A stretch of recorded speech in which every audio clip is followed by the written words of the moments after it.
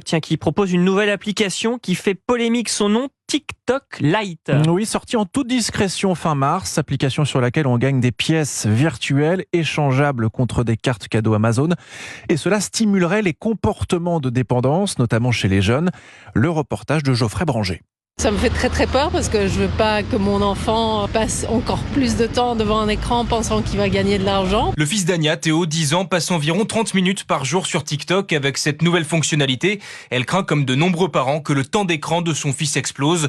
Une crainte partagée par le docteur Michel Desmurger, chercheur en neurosciences. Selon lui, cette perspective de rémunération sur TikTok va perturber notre cerveau, notamment notre système de récompense. Et à chaque fois que vous allez être sur TikTok et que vous allez recevoir un cadeau, vous allez avoir une petite libération de dopamine et puis vous allez avoir un petit shot de plaisir.